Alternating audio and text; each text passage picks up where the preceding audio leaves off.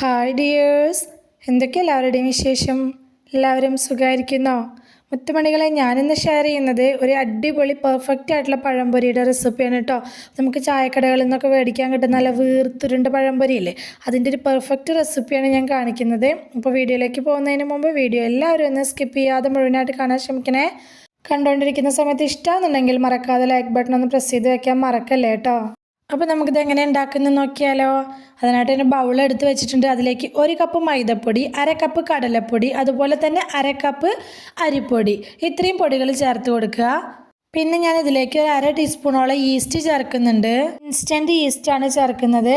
പിന്നെ ഇതിലേക്ക് 1/4 ടീസ്പൂൺ മഞ്ഞൾപ്പൊടി, അതുപോലെ തന്നെ 1/4 ടീസ്പൂൺ ഉപ്പും കൂടി ചേർത്ത് കൊടുത്തിട്ടുണ്ട്. പിന്നെ മധുരത്തിന് ആവശ്യമായിട്ട് 2 ടേബിൾ സ്പൂൺ പഞ്ചസാരയാണ് ചേർത്ത് കൊടുത്തിട്ടുള്ളത്.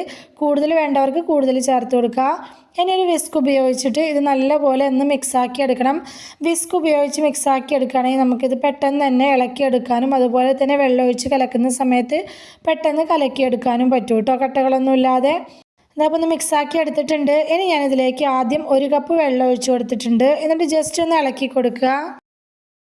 ഇനി ഇതിലേക്ക് നോക്കി മാത്രം കുറേശ്ശെ ഒഴിച്ചു കൊടുക്കുക. വെള്ളം ഒരുപാട് അങ്ങ് ഒഴിച്ചു കൊടുക്കരുത്. വീണ്ടും ഞാനൊരു 1/4 കപ്പ് വെള്ളം ഒഴിച്ചു കൊടുത്തിട്ടുണ്ട്. എന്നിട്ട് ഇതുപോലെ ജസ്റ്റ് ഒന്ന് ഇളക്കി മിക്സാക്കി എടുക്കുക. ആദ്യം തന്നെ ഒരുപാട് വെള്ളം അങ്ങ് ഒഴിച്ചു കൊടുത്തിട്ട് ഇത് ഒരുപാട് ലൂസായി പോയിട്ടുണ്ടെങ്കിൽ ഈ ബാറ്റർ നമുക്ക് വിചാരിച്ച പോലെ കിട്ടിയിട്ടില്ല എന്നുണ്ടെങ്കിൽ നമ്മൾ പഴംപൊരി ഉണ്ടാക്കിയെടുക്കുന്ന സമയത്ത് പെർഫെക്റ്റ് ആയിട്ട് കിട്ടൂല കേട്ടോ. അപ്പോൾ ഞാൻ വീണ്ടും കുറച്ചും കൂടി വെള്ളം ഒഴിച്ചു കൊടുത്തിട്ട് നന്നായിട്ടൊന്ന് മിക്സാക്കി എടുക്കുന്നുണ്ട്.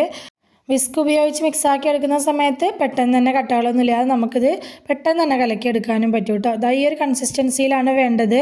ഒരുപാട് ലൂസായി പോവുകയും ചെയ്യരുത്, ഒരുപാട് അങ്ങ് തിക്കായി പോവുകയും ചെയ്യരുത് കേട്ടോ. എന്താ, അപ്പോൾ ഞാൻ 2 കപ്പ് വെള്ളം എടുത്തതിൽ നിന്ന് ഇത്രയും വെള്ളമാണ് ബാക്കി വന്നത്. ബാക്കി വെള്ളം ഞാൻ ഇതിലേക്ക് ഉപയോഗിച്ചിട്ടുണ്ട്. നിങ്ങളെടുക്കുന്ന മൈദപ്പൊടിക്കും കടലപ്പൊടിക്കും അരിപ്പൊടിക്കും അനുസരിച്ച് വെള്ളത്തിൻ്റെ അളവിൽ ചെറിയൊരു വ്യത്യാസമൊക്കെ ഉണ്ടാവും. അപ്പോൾ നോക്കി മാത്രം ചേർത്ത് കൊടുക്കുക. ഇനി ഈ സമയത്ത് ഏലക്കായപ്പൊടി ഉള്ളവർ അത് ചേർത്ത് കൊടുക്കുക. അതല്ലാന്നുണ്ടെങ്കിൽ ഇതുപോലെ 1 ടീസ്പൂൺ വാനില എസൻസ് ചേർത്ത് കൊടുക്കുക. എന്നിട്ട് നന്നായിട്ടൊന്ന് മിക്സാക്കി യോജിപ്പിച്ചെടുക്കുക കേട്ടോ. ഇത്രയേ ഉള്ളൂ, നമ്മുടെ ബാറ്റർ ഇവിടെ റെഡിയായി പഴംപൊരിക്കുള്ളത്. ഇനി നമുക്കിത് റെസ്റ്റ് ചെയ്യാനായിട്ട് വെക്കണം. 1 മണിക്കൂർ നേരം നമുക്കിതൊന്ന് മൂടി വെച്ചിട്ട് റെസ്റ്റ് ചെയ്യാനായിട്ട് മാറ്റി വയ്ക്കുക. 1 മണിക്കൂറിന് ശേഷം എടുത്ത് നോക്കുന്ന സമയത്ത് മാവൊക്കെ ഒന്ന് പൊന്തി വീർത്ത് വന്നിട്ടുണ്ട്. അടിപൊളിയായിട്ട് തന്നെ കിട്ടിയിട്ടുണ്ട് കേട്ടോ. ഇനി നമുക്കിത് ഉണ്ടാക്കാം. അതിന് മുമ്പ് ഞാൻ ഇതിലേക്ക് കുറച്ച് എള്ള് ചേർത്ത് കൊടുക്കുന്നുണ്ട് കേട്ടോ. ആ എള്ളും കൂടി ചേർത്ത് കൊടുത്തിട്ട് നന്നായിട്ട് ഈ മാവ് ഒന്നും കൂടി അങ്ങ് നന്നായിട്ട് മിക്സാക്കി എടുക്കുക. അപ്പോൾ എള്ള് കയ്യിലുള്ളവർ ചേർത്ത് കൊടുക്കുക, ഇല്ലാത്തവർ സ്കിപ്പ് ചെയ്തോളൂ കേട്ടോ, നിർബന്ധമൊന്നുമില്ല. കാണാനൊരു ഭംഗിയാണ്, അതുപോലെ തന്നെ അത് ഇടയിൽ ഇങ്ങനെ കടിക്കുന്ന സമയത്ത് നല്ല ടേസ്റ്റാണ് കേട്ടോ. ഇനി നമുക്ക് പഴം കട്ട് ചെയ്തെടുക്കാം. ഞാനിപ്പോൾ ഒരു 5 പഴം എടുത്തിട്ടുണ്ട്. ഒരു 6 പഴത്തിനുള്ളൊരു ബാറ്റർ ഇതിലുണ്ടായിരിക്കും കേട്ടോ. അപ്പോൾ പഴം അത്യാവശ്യം ഒരു കട്ടിയിലാണ് ഞാൻ ഇതുപോലെ നീളനെ കട്ട് ചെയ്തെടുക്കുന്നത്. അപ്പം ഇത്ര തന്നെ നീളത്തിൽ വേണ്ടെന്നുള്ളവർക്ക് ഒരു പഴത്തിനെ 2ആയിട്ട് നെടുകെ കട്ട് ചെയ്തിട്ട് അങ്ങനെ വേണമെങ്കിലും എടുക്കുക. വീട്ടിലൊക്കെ കഴിക്കാൻ വേണ്ടിയിട്ടാണെങ്കിൽ അങ്ങനെ എടുക്കാം കേട്ടോ. അപ്പോൾ കുറച്ച് ഓയിൽ എടുത്താൽ മതിയാവും. അപ്പോൾ പഴമൊക്കെ മുഴുവനായിട്ട് കട്ട് ചെയ്തെടുത്തിട്ടുണ്ട്. ഇനി നമുക്കിത് ഫ്രൈ ചെയ്തെടുക്കുക. നല്ല ചൂടായിട്ടുള്ള എണ്ണയിലേക്ക് ഇതുപോലെ നമ്മൾ മാവിൽ പഴം മുക്കിയിട്ട് അങ്ങ് ഇട്ട് കൊടുക്കുക. ഇട്ട് കൊടുക്കുന്ന സമയത്ത് എണ്ണയ്ക്ക് നല്ല ചൂടുണ്ടായിരിക്കണം കേട്ടോ. അപ്പോഴാണ് പെട്ടെന്ന് തന്നെ അത് വീർത്ത് പൊന്തി വരിക. ഞാനിപ്പോൾ ഒരു 3 എണ്ണം ആദ്യം ഇട്ട് കൊടുത്തിട്ടുണ്ട്. ഫ്ലെയിം ഹൈ ഫ്ലെയിമിലായിരുന്നു ഉണ്ടായിരുന്നത്. ഇനി ഒരു മീഡിയം ഫ്ലെയിമിലേക്ക് ആക്കി വയ്ക്കുക. എന്നിട്ട് ഒരു സൈഡാകുമ്പോൾ തിരിച്ചിട്ട് കൊടുക്കുക. അങ്ങനെ തിരിച്ചും മറിച്ചൊക്കെ ഇട്ട് കൊടുത്തിട്ട് നല്ലൊരു ഗോൾഡൻ കളർ ആവുന്ന സമയത്ത് നമുക്കിത് എണ്ണയിൽ നിന്ന് കോരി മാറ്റാം. ഇതപ്പോൾ നമ്മൾ ആദ്യം ഇട്ട് കൊടുത്തത് ഏകദേശം ആയിട്ടുണ്ട്. ഇനി നമുക്കിത് എണ്ണയിൽ നിന്ന് കോരി മാറ്റാം. അടുത്ത ട്രിപ്പ് നമ്മൾ ഇതുപോലെ എണ്ണയിലേക്ക് ഇട്ട് കൊടുക്കുന്ന സമയത്ത് ഫ്ലെയിം നല്ലപോലെ കൂട്ടി വെച്ചിട്ട് എണ്ണയ്ക്ക് നല്ല ചൂടുണ്ടായിരിക്കണം. നല്ലപോലെ എണ്ണ ചൂടായ ശേഷം മാത്രം രണ്ടാമത്തെ ട്രിപ്പ് ഇട്ട് കൊടുക്കുക. ഇട്ട് കൊടുക്കൽ കഴിഞ്ഞ ശേഷം ഫ്ലെയിം മീഡിയത്തിലേക്ക് മാറ്റിയാൽ മതി കേട്ടോ. അപ്പോൾ ബാക്കിയുള്ളതും ഇതുപോലെ തന്നെ ഫ്രൈ ചെയ്തെടുക്കുന്നുണ്ട്.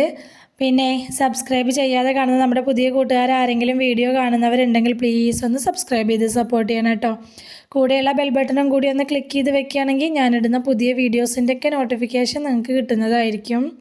അതുപോലെ തന്നെ വീഡിയോ കണ്ടുകൊണ്ടിരിക്കുന്ന സമയത്ത് ഇഷ്ടമാവുന്നുണ്ടെങ്കിൽ മറക്കാതെ ലൈക്ക് ബട്ടൺ ഒന്ന് പ്രസ് ചെയ്ത് വെക്കണം കേട്ടോ.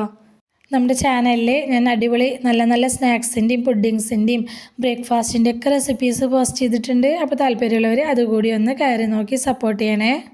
അപ്പം ഞാനിതപ്പോൾ പഴംപൊരി മുഴുവനായിട്ട് തന്നെ ഇതുപോലെ ഫ്രൈ ചെയ്ത് കോരിയിട്ടുണ്ട്. നമുക്ക് ഈ ചായക്കടകളിൽ നിന്നൊക്കെ കിട്ടില്ലേ നല്ല വീർത്തുരുണ്ട പഴംപൊരി, അതുപോലത്തെ നല്ല അടിപൊളി പഴംപൊരി ആയിട്ട് തന്നെ നമുക്കിത് കിട്ടും കേട്ടോ. നല്ല പെർഫെക്റ്റ് ആയിട്ടുള്ള ഒരു റെസിപ്പിയാണ്. ഇതിലേക്ക് ഞാൻ പുളിച്ച മാവ് ചേർത്തിട്ടില്ല, സോഡാപ്പൊടിക്ക് പകരം ഈസ്റ്റാണ് ചേർത്തിട്ടുള്ളത്. അതുകൊണ്ട് തന്നെ മാവ് നല്ല അടിപൊളിയായിട്ട് തന്നെ കിട്ടുകയും ചെയ്യും കേട്ടോ. അപ്പോൾ ഈ ഒരു രീതിയിൽ ഇതുവരെയും തയ്യാറാക്കി നോക്കാത്തവരാണെങ്കിൽ ഈ റെസിപ്പി ഒന്ന് ട്രൈ ചെയ്ത് നോക്കട്ടോ. ഒരിക്കലും ഫ്ലോപ്പ് ആവില്ല, അടിപൊളി റെസിപ്പിയാണ്.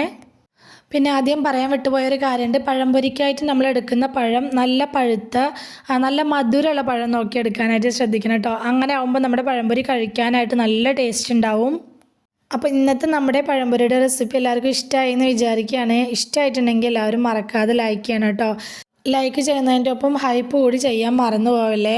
റെസിപ്പി ഇഷ്ടമായിട്ടുണ്ടെങ്കിൽ അത് ഉപകാരപ്പെട്ടു എന്ന് തോന്നുകയാണെങ്കിൽ നിങ്ങളുടെ ഫ്രണ്ട്സിനോ ഫാമിലിക്കോ ഒക്കെ ഒന്ന് ഷെയർ ചെയ്ത് കൊടുക്കുക കൂടി വേണേ. ഇതുവരെ കൂടെ നിന്ന് സപ്പോർട്ട് ചെയ്തിട്ടുള്ള എൻ്റെ എല്ലാ മുത്തുമണികൾക്കും ഒരുപാട് നന്ദി. എന്നാൽ ശരി, സിമ്പിൾ ആൻഡ് ടേസ്റ്റി റെസിപ്പിയുമായി ഞാൻ വീണ്ടും വരാം. ബൈ.